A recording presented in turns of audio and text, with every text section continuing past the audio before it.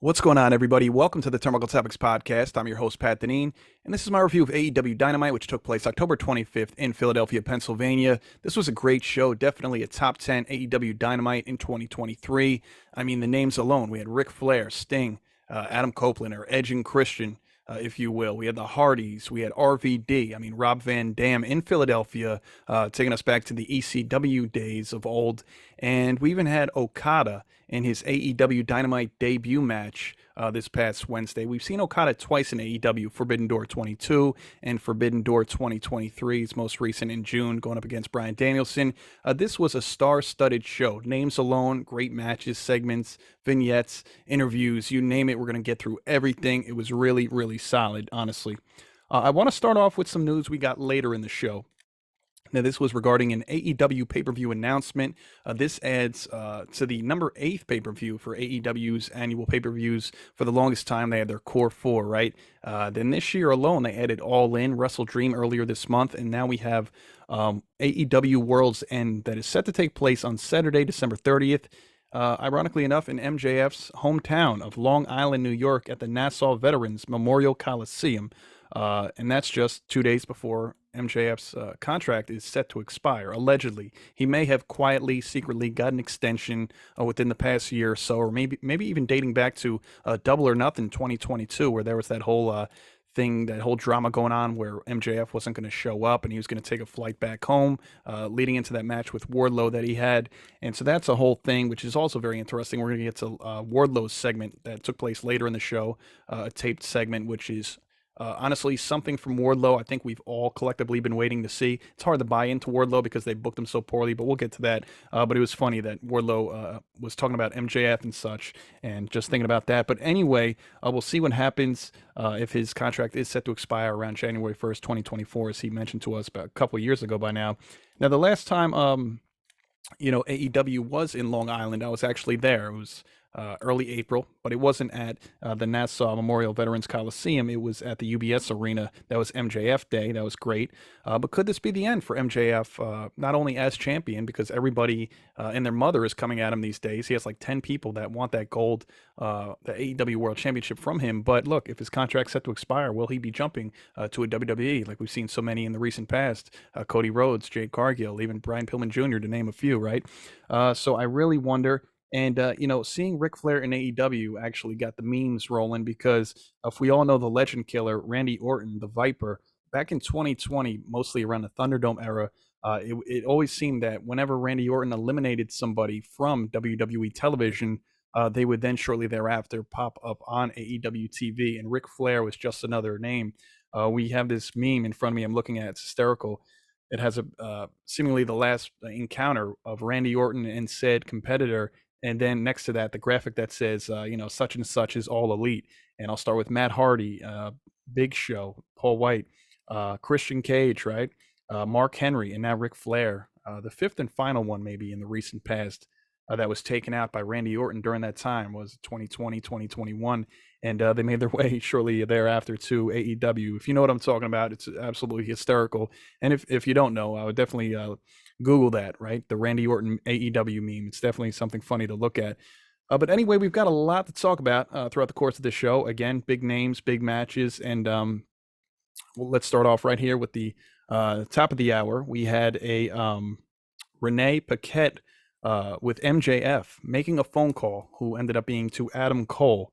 And as soon as that happens, Cole picks up and we suddenly hear Adam shouted, as we've heard for many weeks now, of course, Roderick Strong, making his way backstage with the Kingdom. And Roddy says he believes MJF is the guy in the devil mask who was the one who attacked Jay White last month and was looking to set their differences aside. That being Roderick Strong, looking to set his differences aside with MJF for the greater good, right? Because he's best friends with Adam Cole. Roddy's best friends with Cole. He knows Cole is best friends with MJF, at least the last few months, Ring of Honor Tag Team Champions and so on. And they main evented All In, AEW World Championship match and so on. So he said, look, we can put our differences aside for their good friend Adam. And Roddy said, look, MJF, I'll help you take down Bullet Club Gold. All of us will. Matt Taven, Mike Bennett, etc. MJF, however, this was very funny. He declines. He proceeds to roll Roddy backwards in the wheelchair. He's been milking it in the past month or so. and that was really good. The Kingdom, they were so stunned at what took place. We've all been there. We've all been in a moment where we're so stunned at what happened that we kind of freeze. And then once they realize what just happened, that Roddy is rolling backwards in the wheelchair, they go chase after him. They froze for a few seconds. So he was rolling backstage. MJF then says, Jay White, I will send you a message in blood tonight. He says to Juice Robinson, I got a bullet with your name on it, a la Bullet Club, right? And live in Philadelphia, I am not going to miss. After that, it seemed like a light turned on. Then you see someone in that exact devil mask that MJF donned for the first time at All Out 2022, right? When he won that ladder, the casino chip with the firm and all that. That the firm, how about that, right? They didn't last too long. And anyway, after about 10 seconds or so, that individual cuts the scene. He like smashes the camera. And so we wonder, who could that be? Obviously, they, ironically enough, played this right after, immediately following the MJF segment. Again, I don't think it's MJF. I don't think a lot of us think that either. Who could it be? A lot of people think it could be Adam Cole or maybe a Kyle O'Reilly or, somebody along the lines of that. So I'd be curious to know who you guys think on my social media or even in the comment section of this YouTube video here on the podcast. I'd love to hear what you guys think as far as who is wearing this MJF devil mask the past 5-6 weeks, ever since that initial Jay White attack. The obvious answer would be Adam Cole, but then everybody's like, he's out with his injury and such, but hey, we'll find out sooner than later, right? So match one, they go right to the very first match with MJF involved. This is for the Dynamite Diamond Ring. MJF has successfully won this every single year, 2019, 2020, 2021, 2022. Could he do it again for a fifth time? We have MJF going up against the Stray Bullet, a.k.a. Rock Hard. He's got so many aliases. Juice Robinson. Now, the AEW World Champion / Ring of Honor Tag Team Champion made his way out. Of course, Jay White still walking around with his belt, so he only unfortunately had the Ring of Honor Tag Team title with him. And again, owned this ring since 2019. MJF appropriately wearing his green, white, and silver trunks in Philadelphia, resembling some throwback colors to the Philadelphia Eagles of old. And, the funny thing is that you can tell that MJF is playing the role of a babyface these days. He still has those heel tendencies, don't get me wrong, but, now he's wearing Eagles colors. But a year ago when he was in Philly, he was wearing his New York Mets jersey, so I thought that was pretty great at the time as well, me being a Mets fan. Early on in this match, Juice Robinson was busted open, his face covered in blood, donning this crimson mask, and it looked like he connected with one of the ring posts. Anyway, he had the guns by his side, a little insurance policy with Bullet Club Gold. Even though we didn't see Jay White just yet, we had Austin and Colton Gunn there for Juice Robinson. But later on during this match, Jay White made his way out with MJF's AEW World Championship on his shoulder, standing at the top of the ramp. And less than a month's time, the two will meet at Full Gear in what's presumed to be the main event of Full Gear for the AEW World Championship. Jay White eventually joins the commentary table. Now, Juice's blood was on the turnbuckle, it was on the mat, it was on MJF's wrist tape, his face, crazy. It was everywhere. Some way to start off the show. So MJF connects with his signature kangaroo kick that I want to say he's been doing since August when they went up against Aussie Open at Wembley, all in London. And so a loud pop from the Philadelphia crowd after he did that, of course. Very entertaining match. MJF took out the guns on the outside. And now Juice put on his $25 TJ Maxx ring that he's let us know the past couple of weeks. He wouldn't spend $1 more than that at TJ Maxx for this ring. But at the very same time, MJF was down on the mat, and the referee didn't see either one initially do this. MJF also put on his Dynamite diamond ring in typical heel fashion, as he's done for years now, to seal the deal, right? Then he ends up connecting with Juice before Juice got to him, hitting him with that Dynamite diamond ring.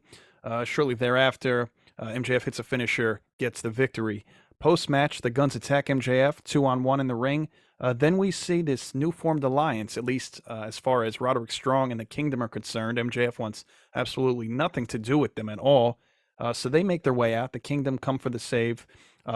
Kingdom come. How about that, huh? They make their way into the ring with Roderick Strong. Of course, Roderick Strong's in the wheelchair ringside as Matt Taven and Mike Bennett get in the ring. But they are leaving the ring as fast as they made their way in the ring because Austin and Colton Gunn knocked them to the outside almost immediately. Immediately following that, actually, we see Jay White enter the ring. And it's about to get really ugly for MJF. It's a 4-on-1 type of deal here. It looks like Jay White is about to hit MJF with his very own AEW World Championship title. That was until the Acclaim's music hits. And another funny storyline they have, it seems like everybody wants to be friends with MJF these days, ironically enough, right? Who would have thought? Adam Cole, Roderick Strong in the Kingdom now, and it seems even the Acclaimed, right? Max Caster, and both Anthony Bowens have major history with MJF from back in the day, Create Pro, Wrestle Pro, and here in Jersey and New York and such. Anyway, though, as far as television's concerned, Max Caster has been trying to befriend MJF the last few weeks in rather interesting fashion, to say the least. And they make their way out, the Acclaimed and Daddy Ass, to make the save, to even the odds there. And so once they got back to the top of the ramp, that being the Bullet Club Gold, Jay White gets on the mic and says, "Forget about Kenny Omega, Samoa Joe, Wardlow, and even your Devil Mask. I am the only one who matters with the Bang Bang belt, and you will never get your grubby little hands on it again. I will pummel your face into the ground at Full Gear." And shortly after that, Colton Gunn then challenges MJF for his Ring of Honor tag team titles at Full Gear. Austin says a few words, but is immediately cut off. MJF says, "Shut the hell up, ass boys. You listen to me good. You want a shot at these ROH tag titles at Full Gear? You got them." A match was then made between all four members of Bullet Club Gold versus MJF and three partners of his choosing. Would it be the Kingdom and Roderick Strong? I mean, it doesn't look like Roderick Strong's exactly in in-ring shape right now. Would it be the Acclaimed, right? And Daddy Ass? That would make more sense, seemingly. So we'll see. I want to say the match is taking place next week on AEW Dynamite. I'm not quite sure about that. So Roderick Strong, immediately after this, screams Max's name at him as if he's halfway across the arena, and MJF says, "Hey, look, like Roddy, I'm right here. There's literally no need to scream at all." Roderick Strong screams his name, asks if he's going to pick them to team against the Bang Bang Gang. MJF tells him, as well as Mid Mike and Mid Matt, Roddy the Simp Strong, to go roll off a cliff, and calls him a bland bitch. And that's nothing for MJF. That's just the tip of the iceberg of how he speaks to people. So then Max Caster asks MJF, "Are you going to pick the Acclaimed and Daddy S? Like, you're going to pick us as the three rightful partners to go up against the Bang Bang Gang, Bullet Club Gold?" And MJF tells Caster to listen very carefully. He says, "I've never liked you, and I'm not going to tag with you, even if he was on fire and Platinum Max was the only way to put him out." He doesn't care what they think, and Caster asks, "So you're saying there's still a chance?" Frustrating the living hell out of MJF. Now, as MJF leaves the ring, he crosses paths with none other than Kenny Omega, who addresses MJF at the top of the ramp right before leaving. Omega says, "You've got something that I want. I got something you want." Omega says he wants that belt and wants the right to defend his streak. So we got the Cleaner versus the Devil this Saturday on AEW Collision in Connecticut. And I want to say that MJF will beat Kenny Omega's streak, A, if he beats Kenny Omega this Saturday on Collision, and B, I want to say Monday or Tuesday. It's definitely before month's end that he would become the longest reigning AEW World Champion, again, beating Kenny Omega's streak that was in 2021. So we'll see what happens. That should be a good match, to say the least. And they shake hands, and Kenny does his goodnight catchphrase. Kenny then pats MJF on the shoulder and says, "3 days, bitch." And this is very similar to what MJF did to Kenny last week on Dynamite, reminding Kenny how many days that are left until he beats his streak. So I do like the fact that they are having a match. I know a lot of people on the internet, as of recent, had a lot to say. Were displeased about it because there's no build to this match. I get it. It's a MJF Omega is a big pay-per-view type of match that should have build, right? I get it. But look, there is a reason for it. If there wasn't the fact that Omega just wants to perhaps, stop MJF from defeating his streak and becoming champion and whatnot, that would be great. And, if he were to potentially dethrone MJF, which we know is not going to happen Saturday. But look, if it was for any old reason, I would have an issue with it. But because there is some sort of reason, although it is sudden and not a whole lot of story and build, that's the only reason I'm okay with it. So that should be a great one. I'm assuming that's going to main event Collision. So much like All In, where Adam Cole and MJF had to open the show in Wembley for those Ring of Honor tag team titles that they won, defeating Aussie Open, they opened the show and closed the show, right? The two of them. And it looks like, yet again, MJF will be pulling double duty, presumably opening up Full Gear next month against the Guns for those ROH tag team titles. And then, of course, the main event, defending his AEW World Championship against Switchblade Jay White. So MJF, I got to give him credit. I'm sure he's making a pretty penny with AEW and maybe that quiet contract extension he may have gotten from TK, especially the fact that he has to pull double duty on pay-per-views more than once this year. That's a big deal. But nonetheless, that should be a lot of fun. So last year at Full Gear, by the way, that's coming up on 1 year since MJF became champion, defeating Jon Moxley here in New Jersey at the Prudential Center. So this, I've very much so been looking forward to discussing this Wardlow vignette, and I'm glad it's sooner than later that I get to talk about it because it's been fresh in my mind since I started this review. As I mentioned, Wardlow and dating back to him and MJF in 2022 at Double or Nothing. So this Wardlow vignette was great. A lot of believable real life animosity towards MJF, especially some of the points that he made I'm about to discuss. Very believable. And to add to that, the simple fact of how poorly Wardlow has been booked during his AEW tenure is enough for him to be frustrated in real life, not just on screen. So this starts off with Wardlow saying, I've been sitting at home for 4 months and it hasn't been healthy for me. I wasn't recovering from injuries. I wasn't on vacation. I was going into a very dark place. Now, you got to remember, he missed 3 huge pay-per-views, All In, right, in August, All Out, the beginning of September, and then Wrestle Dream, the beginning of October. And I don't think he was booked for Forbidden Door either in June. So look, he missed 4 huge pay-per-views throughout the course of the summertime into the early fall. So he has every reason to be upset. His title reigns have been terrible. He's been booked poorly. When he is booked on Dynamite or whatever show it is, yes, he's squashing these talents. But then when he wins a title, he loses it just as quick. So there's been nothing substantial. And look, I want to believe in Wardlow because I like him, but they really, really got to make me a believer, and many others. So anyway, going back to this, he says, meanwhile, I've got to watch Maxwell Jacob Friedman, somebody who has done so much evil, who has badmouthed this company and shit all over our fans, become the name and face of this company, and how bad that felt, and how he's going to take everything from him at some point in time sooner than later. Watching him become the AEW World Champion, main event, the biggest professional wrestling show in the business, all in London at Wembley Stadium, going up against Adam Cole for that World Championship match, and how that changes a man, he said. Now, look, a man that he decisively beat a year and a half ago, as I mentioned at the top of the show, numerous power bombs at the start of Double or Nothing 2022. And we didn't see MJF for a while until he returned at All Out with that whole Devil Mask situation. But anyway, it looked like Wardlow was on a great trajectory. And after that, pretty much they did nothing with him. So look, I understand it's real life frustration. In the meantime, MJF's rise to prominence ever since returning last fall has been incredible. The last 15 months or so, namely the last 11 or 12 since he's become champion, have been notable against notable opponents, notable matches, notable venues. Just again, and this is the year that we've had the most pay-per-view opportunities in AEW, right? They're core 4. Then last year they went to 5, and this year they're on 8.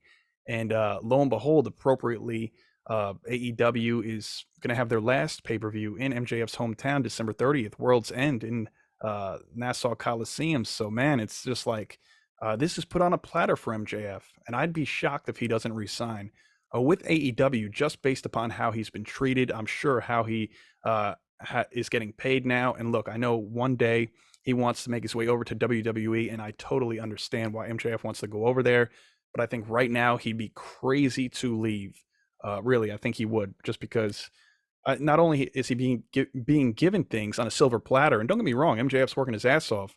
And I'm sorry, I know we're talking about Wardlow here, so if Wardlow's listening, which I doubt he is, he'd probably be very unhappy with me because I turned this into a whole MJF bit. But while we're on the topic somewhat, yes, MJF's handed a lot in a silver platter, but he's going up against top tier competition, such notable names. I mean, Kenny Omega this weekend, Jay White in a couple weeks. Just to add to the names that he's fought over the past few years, the Chris Jerichos, the Adam Coles, and so many others, CM Punks. So, I mean, it's amazing what he has accomplished at 27 barely, and AEW World Champion. So look, I do hope he stays with AEW. But anyway, wrapping up this whole bit with Wardlow's vignette, it was phenomenal. It's hard to get excited for Wardlow, as I said, and it's not his fault. It's based upon how he's been booked. He's been booked so bad, and every time it looks like they're making their way properly with him, just as we've seen a few times before. As after his initial TNT championship reign, Like, all right, this time they're resetting, they're starting over. He's going to become TNT champion again, and they're going to do right by him. And it doesn't work out. Whether he beats Joe, beats Powerhouse Hobbs, or whomever, he ends up losing the title just as quickly. And so I don't care to see him squash all these quote unquote jobbers or independent talent, whomever, enhancement talent on AEW TV when A, they're going up against nobodies, and B, when he does get into title contention or does win, he loses it just as quickly. So what am I getting excited for? But I hope for Wardlow's sake, this is kind of the last straw. And if there's anybody that jump ship to WWE in the near future, look, if this doesn't pan out, Wardlow should be the very first guy that WWE picks up when his contract's up. I'm not going to say they're going to, propel him the world champion tomorrow, but I think they would be doing, WWE would be doing a hell of a lot better with Wardlow than AEW has in the past couple of years. They mishandled him completely, and he deserves better than that. That's really what it boils down to. So I didn't want to get too caught up on this segment, but that was pretty much it as far as Wardlow's concerned, and sprinkled in a little bit of MJF and so on. So we'll see, but it looks like he's turning heel, at least for the foreseeable future, because of his frustrations that have seemingly real life, probably. It's a storyline and such, so I get it. I really do. Now, here we had Alex Reynolds and John Silver of the Dark Order going up against Hook and Rob Van Dam. Gotta love RVD, again, back in Philadelphia, those ECW days. Funny side note, when I was writing my notes, I was writing down the name Rob Van Dam, and a beaver emoji popped up. Now, why is this relevant? Well, I've never even used the beaver emoji, so it was funny that I wrote damn and a beaver popped up. And then the tag team name, I'm pretty sure they don't go by it anymore, but prior to their time, prior to signing with AEW, pretty sure when they were on the independent circuit or even working dark matches for WWE and so on, Alex Reynolds and John Silver went by the name of the Beaver Boys. Incredible timing. I'm sure something like that will never happen again. So anyway, towards the end of this match, we saw a 5-star frog splash from RVD to Alex Reynolds. Ends with a red rum submission hold from Hook to John Silver. Silver tapped immediately. They get the win by submission, obviously. Hook and RVD get the victory.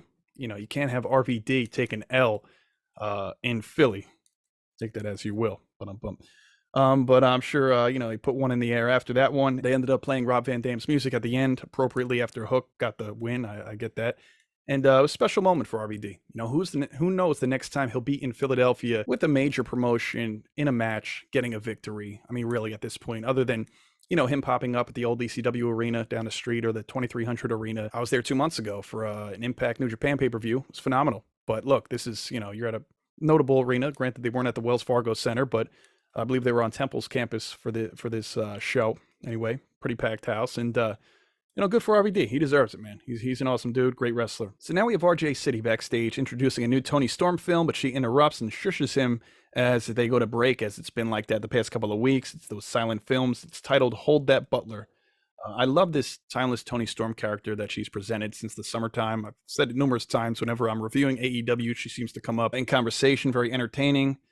These silent films have been great, though. During the picture-in-picture, you get to see the subtitles, and then they bounce from the words to the funny segments, and just the mere gestures that Toni Storm is doing with whomever in there. Whether there's somebody else or it's just her, it's just great. So she plays the role very good. The visuals, the subtitles, again, all fantastic. And we'll talk about Toni Storm a little later on. She showed up during the Women's Championship match. So here we had Tony Schiavone. He introduces Darby Allin and Sting. Now, this is big. And I can't wait to speak about this for a variety of reasons. Sting gets in the ring. Thanks the city of Philadelphia for all of the years. We found out last week that Sting is taking it down. He's calling it a career finally come this March at Revolution 2024. He started with AEW 3 years ago. His first, even though he appeared in December of 2020, his first official match with the company was at Revolution 2021, and he's going to end it at Revolution 2024. So 3 full years as an active wrestler with the company. Got to respect that, for somebody who is in his mid-60s. So Sting goes on to also thank Darby and says he couldn't have made it this far during his AEW tenure without him by his side, and that he is, in fact, the best tag team partner that he's ever had. He also thanks Tony Khan, thanks him for making that phone call 4 years ago to give him that chance to come back and wrestle just a little while longer. Tony Schiavone shortly thereafter asks for the microphone back. Not that we heard it, but Sting heard it. Sting lets the crowd know that, in a funny manner, that Schiavone wanted the microphone back, and that Tony Khan has something to say as well. And Sting had the commentary table, as well as the people at home probably laughing when it was just the way he said it. It wasn't what he said, it was how he said it. Sataz and company at the commentary table were laughing hysterically. Again, first match with the company, Revolution 21. Last one will be at Revolution 24. Curious to see who it is. Will it be a singles match? Will it be a tag team match? Will it go up against Darby or whomever? So I'm curious.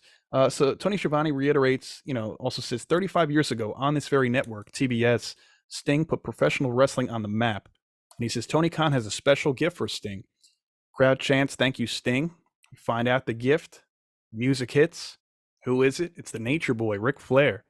One of Sting's all-time favorite friends, competitors, opponents, partners.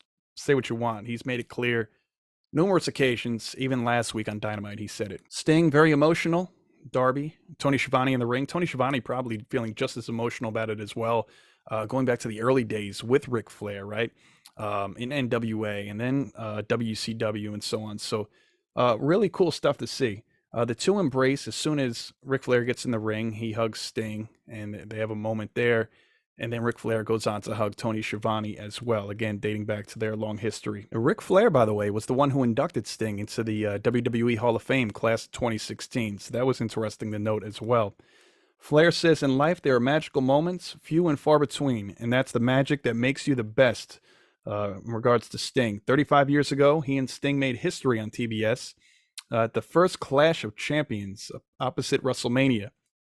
He says, going 55 minutes is hard, but Sting never took a deep breath and lived up to his potential, and he's not only one of the greatest ever, but damn it, he's probably the nicest guy he's ever known.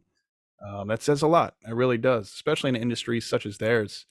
Very backstabbing industry, right? Pro wrestling. He says, and if he'll have him, if Sting will have him, he wants to ride the wagon out with him. Gives us a woo. And Rick then throws a chop at Sting, which was funny to see. Ric Flair, man, he'll be doing it to the very end in some way or another. He also acted like he was going to run the ropes, but then he gets interrupted. And they weren't too thrilled about this, and we all kind of said, here we go. It's like a car crash, right? You just can't look away. Whenever Christian Cage comes out, like him or not, he grabs your attention. He really does. So Christian Cage makes his way out alongside Nick Wayne and Luchasaurus. And first of all, let's just talk about Nick Wayne for a moment, who just graduated high school a few months back. What he's been involved in one way or another, even if it's through Christian Cage, Nick Wayne has been involved in segments or matchups and so on with, he's alongside Christian, right? Adam Copeland, Edge, Sting, Ric Flair, a host of other notable names. That's incredible. So shout out to Nick Wayne. Good for him, man. Not too bad, again, for somebody who just graduated high school, still 18. So Christian says, so Tony Khan is a billionaire, and this is the gift that is presented to Sting. And in regards to Ric Flair, he says a suit, some gold chains, and a black liver. Then he goes on to make a reference to Weekend at Bernie's, saying, pretty good. Can't even see the puppet strings, holding up Ric Flair. And then he says, if there were a God, Ric Flair would have been dead 20 years ago. And then the crowd was really like, if you thought they shrieked early on about the whole gold chains, black liver bit, everybody was in awe. And Ric Flair even, quite stunned as well, even though he was kind of enjoying what Christian said prior to that. It was like a good roast he was getting in there. So anyway, you get a whole bunch of FU Christian chants from the crowd. Christian then takes a shot at the Phillies, who recently lost. Talks about them not getting the job done against the Arizona Diamondbacks. And Christian says, there are three of us, and there's two of you. And he says, well, Ric Flair, you can take him if you want. And then they propose a match for Full Gear. He says, for Full Gear, get yourselves a partner. And your retirement Sting is going to come early. You think you're going to make it to Revolution 2024? It's actually going to come a few months early at Full Gear. And also in regards to Ric Flair, Christian went on to say that Rick's one super kick away from his pacemaker kicking out and turning into dust. So he had quite a few things to say to the Nature Boy, or about the Nature Boy, shall I say. So again, Christian says to Sting, at Full Gear, your retirement is going to come early, and it won't be a celebration. It's going to be more like a funeral when all is said and done.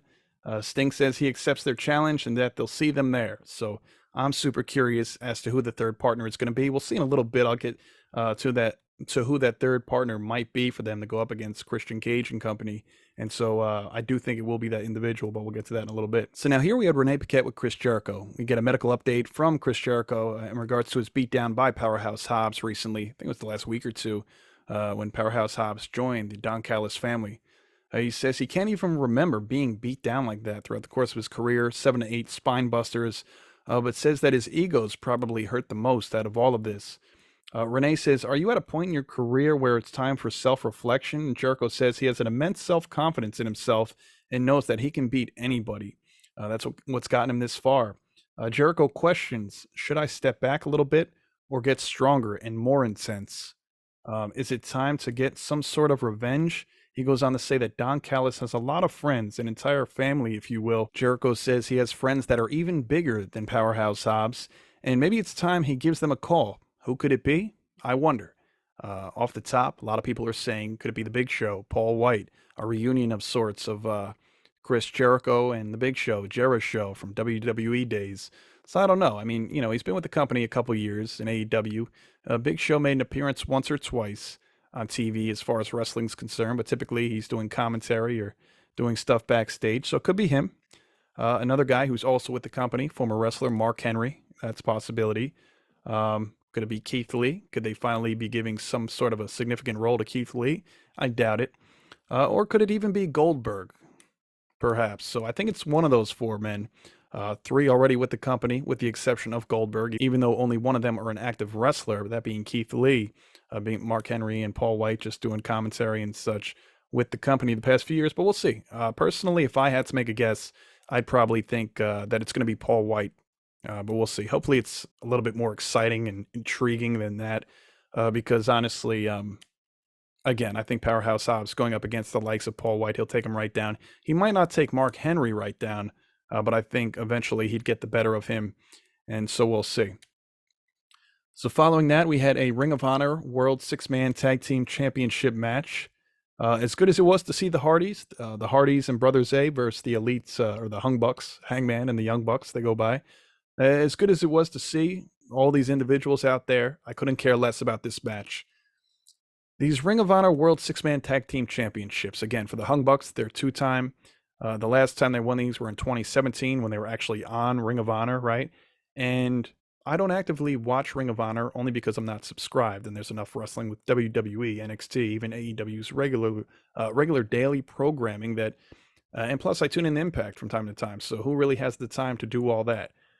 Look, if I could sit and watch Ring of Honor and NWA, I'd sit and watch all of them. But look, I gotta stop somewhere. Anyway, as far as I know, I'm pretty sure the Hung Bucks, they're not defending these championships on Ring of Honor television. Do they even appear on Ring of Honor television for a segment? If it is, it's probably pre-taped at an AEW taping. I don't know. So if anybody out there watches Ring of Honor consistently or even once in a while more than I do, drop it in the comments and let me know. Because here they are, again, defending these championships on AEW TV. And look, I have no problem with Ring of Honor titles from time to time being defended on AEW TV, but it's like they are part of Ring of Honor's company. Why are they on AEW? We see enough AEW championships as it is on their daily programming, Dynamite, Collision, or even Rampage from time to time. So that's that. That's how I felt about that. But anyway, Hardys and Zay started off strong. It wasn't enough to get the job done, as most would have presumed. Later on in this matchup, the Hung Bucks got the win by pinfall with a BTE trigger on Brother Zay. They retained their ROH World 6-Man Tag Team Championships. And that was pretty much that. So we're just going to move on from that because really don't care about it. And look, I was at a Ring of Honor pay-per-view this summer. It was great. Death Before Dishonor. I was there in July. Phenomenal show. Pac versus Claudio. Main event. You had Athena versus defending her championship against Willow Nightingale. Phenomenal show. Don't get me wrong. But again, I feel like a lot of these titles aren't really shown or seen on ROH. I could be wrong. So post-match, Prince Nana appears on the Tron at Adam Page's house. He opens the door for Swerve Strickland, and Hangman freaks out, obviously, running to the back with the Young Bucks, as Swerve talks about how his family owes him something for taking his opportunity away. He made fun of some children's art on the refrigerator, tears it up, picks up a children's book briefly before grabbing the camera and heading further into the home. Now, even at this point, Prince Nana was saying, I don't think this is such a good idea, and Swerve quickly dismissed him. He brings the camera to what looked to be a baby's crib and says Paige took something from him, so now he owes him a debt. And since he's not there, is Hangman Jr. going to pay the debt? Goes on to say he will, but not today. Swerve left one of his t-shirts as a promise that he will collect his debt. And Prince Nana says, look, boss, we got to go. He comes in the room and says, we got to go. I don't know if somebody was home or somebody was walking their way to the room. I mean, how is nobody in the baby's room? Unless they were all out at the time. I mean, what's going on here? You might want to check out that security system or the baby monitor. What's up with that? So anyway, as far as these two are concerned, they had an amazing match at Wrestle Dream. As anticipated, they delivered and some. Swerve Strickland and Hangman Adam Page. We're going to get a part 2 sooner or later. Will it be at Full Gear? Most likely. That seems like where they're headed. Will Adam Page get the better of him this time, or will Swerve Strickland have another definitive victory and get the job done? That match went back and forth so many times. Wrestle Dream, definitely one of my top 3 matches of that show for sure. And look, we've seen these home invasions numerous times. They're good from time to time. They have their place in wrestling history, but that also is getting old.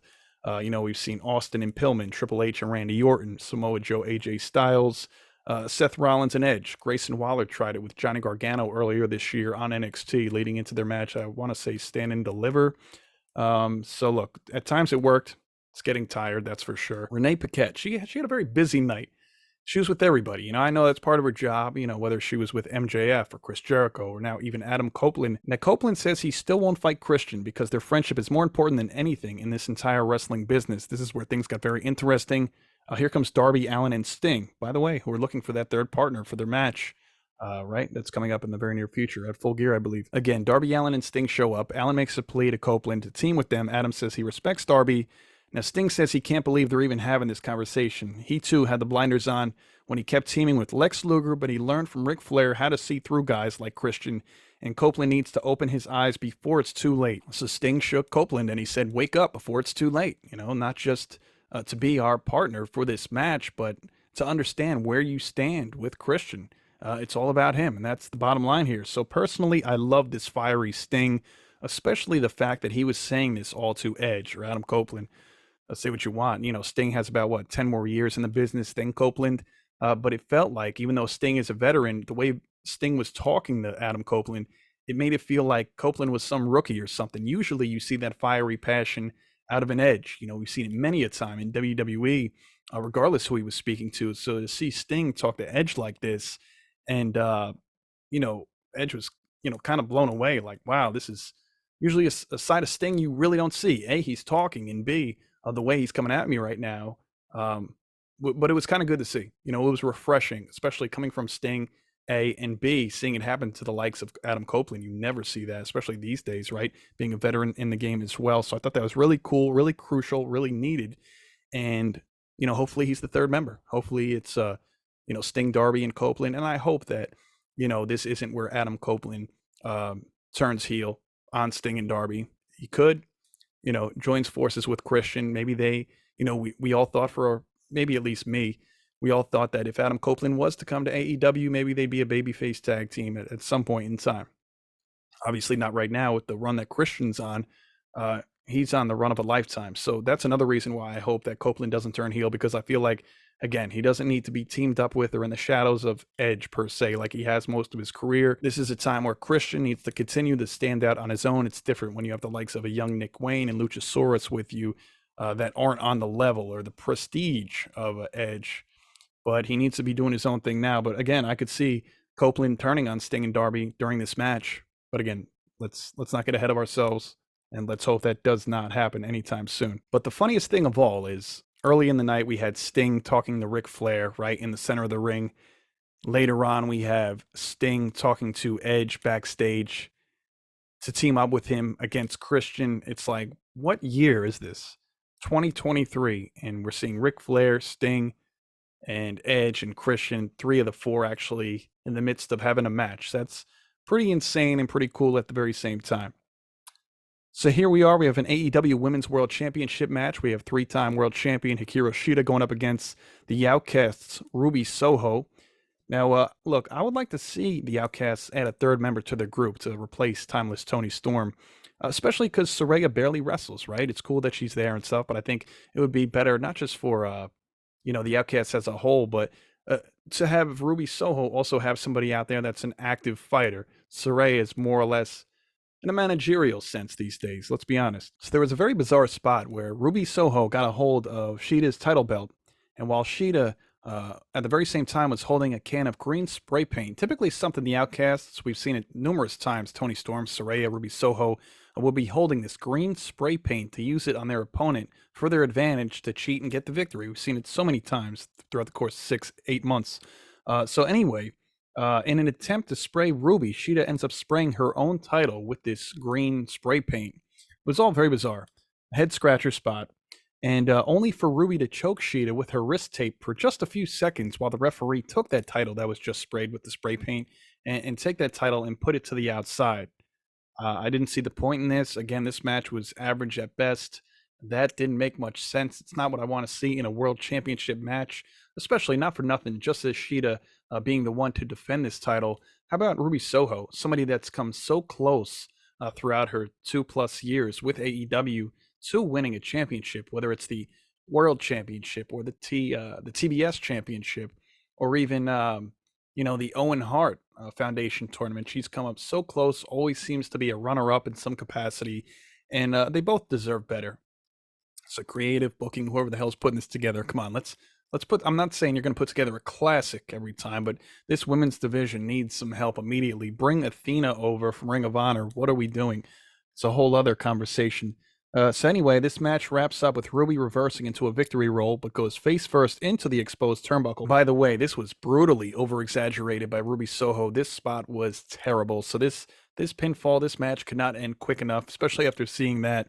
Shida took full advantage, leading to her katana knee strike to win by pinfall, and of course retain her AEW Women's World Championship. That was that. Again, average match at best. I enjoy both of these women. I really do. I think they're great wrestlers.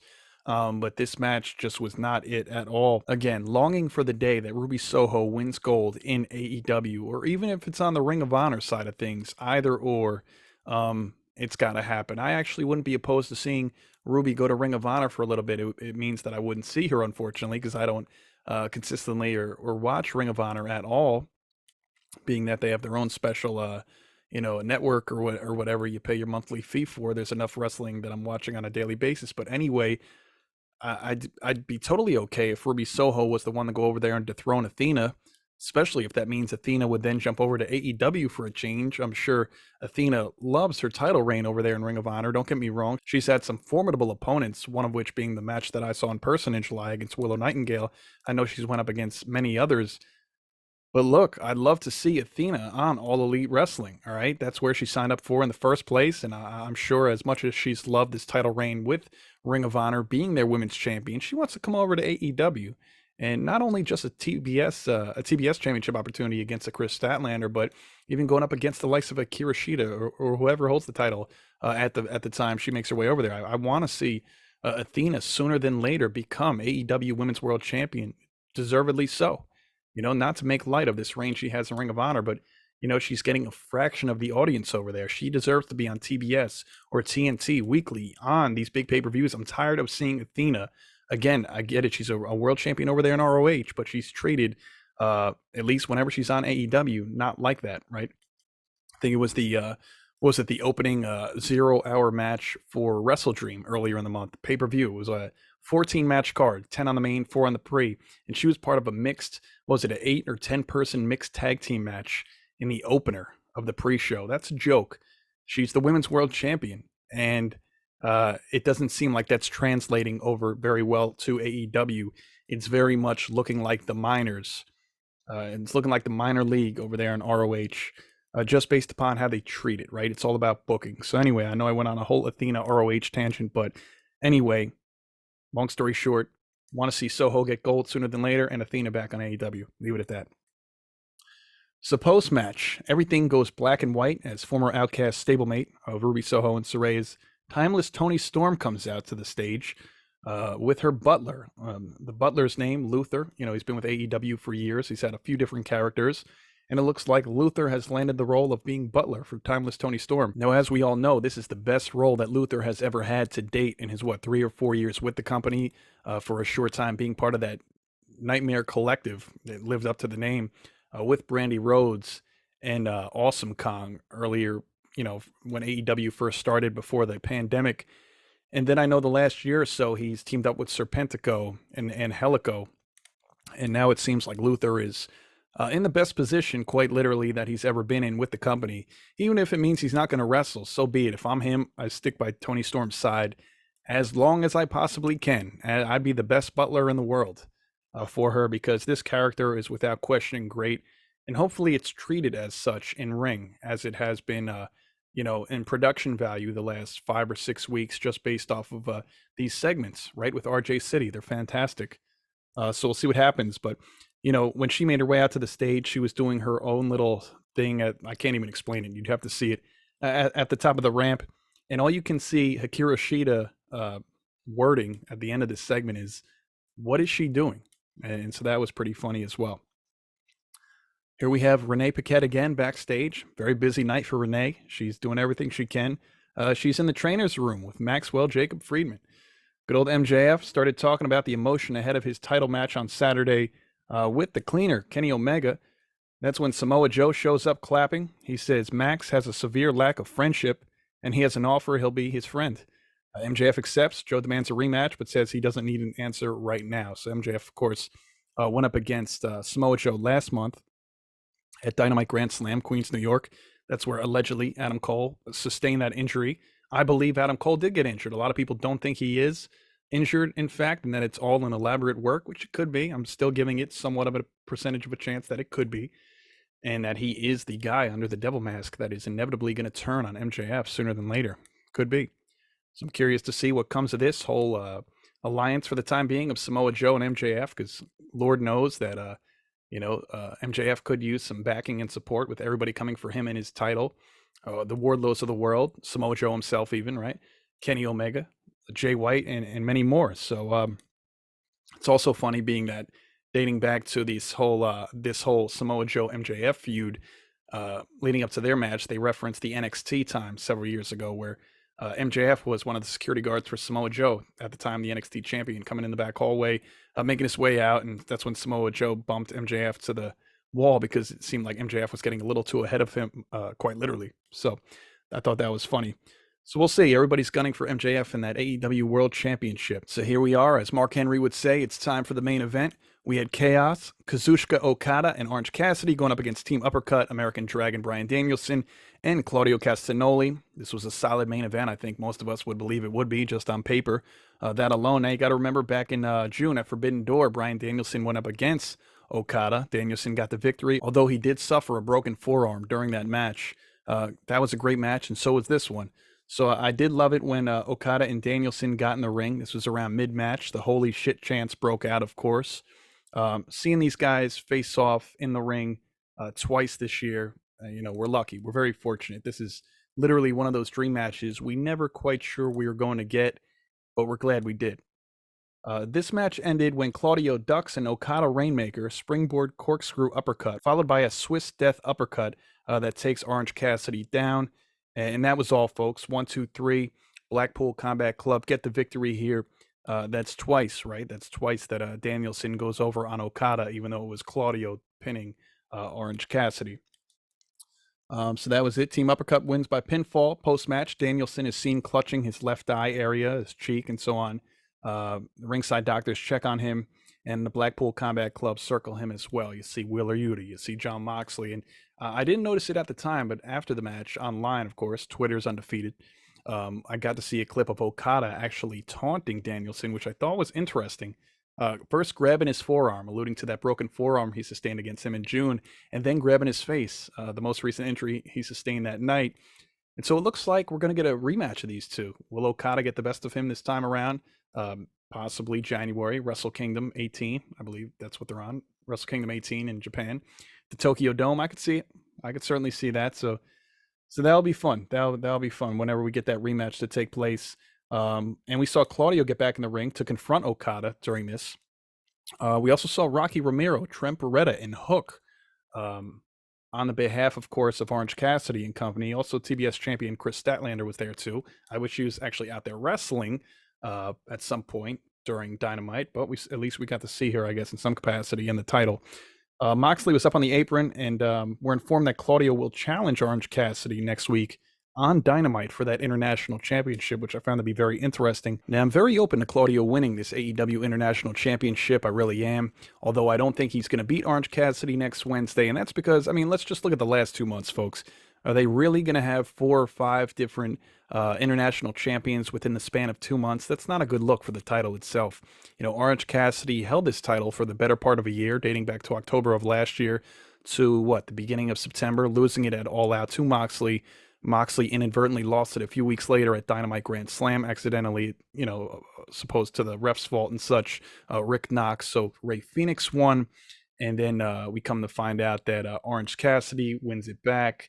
And so is Claudio going to really defeat him next week? He's more than a formidable opponent. I think we all know that. And I think he would be a great international champion, really. The Swiss Superman, right? I don't think it's going to happen unless some cheating's involved. But what could be interesting here is if Claudio does, in fact, win that title, Moxley's still feeling some type of way, like that's his title. It could cause some tension within the Blackpool Combat Club between Moxley and Claudio, maybe leading to a potential feud and a split of the faction. As much as I don't want to see Blackpool Combat Club split up, maybe they could just boot one of the members, maybe Claudio. If I had to guess between Moxley and Claudio, I would assume they would kick Claudio out before Moxley gets the boot. I would be open to that. I hate seeing hot potato to any title, really, especially this international championship being sent off to 4 or 5 different competitors in the course of the last 2 months. I'm not a fan of that. But if it were to happen by some fluke, they do allow Claudio to get this victory next week. I'm here for it for only under one condition, and that is to tease some tension between the Blackpool Combat Club's Jon Moxley and Claudio Castagnoli over that international championship, which we all know would be a great match. I think numerous times in WWE we've seen Dean Ambrose versus Cesaro and vice versa. So now to see Moxley versus Castagnoli, that would be fantastic. So that pretty much wraps up my review of AEW Dynamite. Again, this took place October 25th. Great show. So before I get out of here, there's a few things I want to discuss in regards to AEW Rampage taking place this Friday night. There's a match set to take place between a former tag team, Proud and Powerful, Santana and Ortiz. It pains me to say it.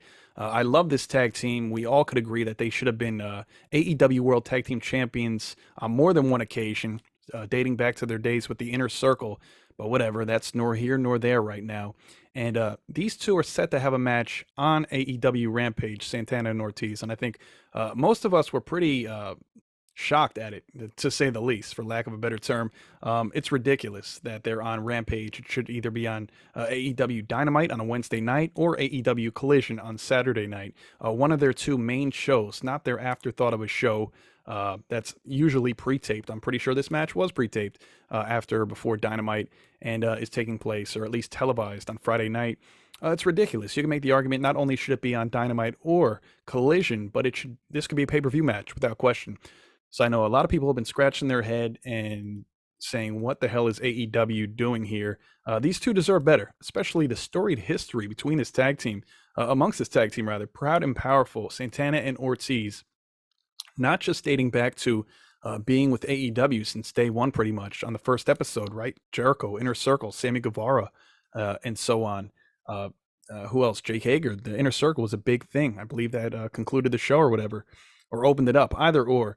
And these two go back so much further than AEW even. They were with Impact Wrestling for a few years, tag team champions over there. I remember seeing them on numerous occasions on the indie circuit, dating back to, I remember seeing them 2016 at the Rahway Rec Center here in New Jersey. It was a Jersey All-Pro show, and I remember Private Party, another tag team in AEW as well now, was on that show as well. And seeing Santana and Ortiz, they're just amazing. So these two guys have such long history together that I think AEW should have done right by them and have this match culminate at a pay-per-view, but at minimum, absolute minimum, should have been on Dynamite or Collision. You could even argue a main event. You really could, because that's how again storied this tag team is. And again, they should have easily been tag team champions. That's for sure. But it's all about, a lot of people may disagree with me, But I think if you really appreciate tag team wrestling, and really it's all about booking, it's all about what you want to make important, right? We've seen it in pro wrestling all the time. So that's my 2 cents on the whole Santana and Ortiz bit. Again, I'm sure it's a great match that's going to be taking place on Rampage. It's just unfortunate that their feud seems to be ending on Rampage and not one of their bigger shows or pay-per-view. But anyway, Santana tweeted out, they say you can't start a new story without finishing the first one. This Friday, I closed the book on this part of my life and career. Hashtag AEW Rampage. And it's a photo of him and Ortiz looking face to face, what seems to be backstage or something in front of a bunch of wooden pallets. So that's pretty interesting stuff. If I had to guess, go out on a limb here, I would say Santana's going to get the victory. I think if you're going to push one of the two, they would probably lead into Santana getting the victory, especially because Ortiz coming out at Dynamite Grand Slam last month at Queens, or in Queens rather. It seemed like Ortiz was really ready to talk and maybe, piece things up and make it better, but it looks like Mike Santana has completely decided that he's ready to move on from being in this tag team with him and wants to do the solo thing for, numerous reasons, I believe. So I don't think it would make much sense for Ortiz to get the victory. Then it's like, then what? What did Santana say and do all this for? Talking about closing a chapter. So I would assume Santana's going to get the victory. And the other thing for AEW Rampage, we found out on Dynamite that there are going to be 4 women vying for an opportunity. Winner gets a shot at the AEW Women's World Championship on AEW Collision this Saturday night. We get to see Sky Blue, Willow Nightingale, Anna Jay, and Abaddon. Now, come to find out, Abaddon hasn't been on AEW TV in the better part of 2 years. So I've seen a few people reference or joke at the fact that they're putting Abaddon on TV this time of year because it's Halloween, and obviously she is pretty frightening with the whole painted face, and she's got a whole scary gimmick going on. She's changed it up quite a bit. I know she doesn't have the red hair and the initial presentation, so it seems like she's changed her look up a little bit. In this graphic I'm looking at here, she looks to have still have a painted white face with yellow hair and changed up the ring gear a little bit. So she's frightening. Long story short, she's frightening. But I don't know who's going to come out the winner here to go up against Shida Saturday night. If I had to pick somebody that I would selfishly like to see go up against Akira Shida, it would certainly be Sky Blue or Willow Nightingale. If I'm going to go out on a whim here and have to pick somebody, I'm going to say that it's going to be, it's going to say Sky Blue, but I think Willow Nightingale. And I'm very curious because, Sky Blue more so than Willow have been teasing this evil gimmick ever since they had that encounter with Julia Hart, and their eye makeup is getting more and more dark and devious lately. And certainly Sky Blue's attitude. Willow Nightingale still seems a little uncertain and reluctant about turning to the dark side, because Willow Nightingale, more than anybody, is that cheery, fun-loving, happy, smiling, kind of like Bailey, right? When Bailey was a babyface, kind of wants to give everybody a hug, seemingly. But Sky Blue is completely, it looks like she's turning to the dark side. She looks like she's ready to be a full-blown heel at any given moment. Willow's not so sure, but this could be a major determining factor. Not only a good match with Willow Nightingale and Hikaru Shida potentially on Collision Saturday night, but this is where she could actually maybe completely turn heel after a frustrating loss or something like that. And if it is Sky Blue who goes up against Shida, Sky Blue absolutely will be a full-blown heel when that match is done for sure. But Willow Nightingale is well on her way as well. But that was the only 2 matches we had here in regards to that were announced, I believe, for AEW Rampage Friday night. And that pretty much sums up my review for AEW Dynamite that took place October 25th. So I want to thank each and every one of you for tuning in to the Turnbuckle Topics podcast. I'm your host, Pat Deneen. I appreciate each and every one of you for tuning into all of my content on the channel. Please be sure to like, subscribe, and comment. I'd love to hear your feedback on any subject, any topic, any promotion, you name it. I'll be sure to respond back to you guys. All right, so thanks for everything. I'll catch you next time. Thanks for listening.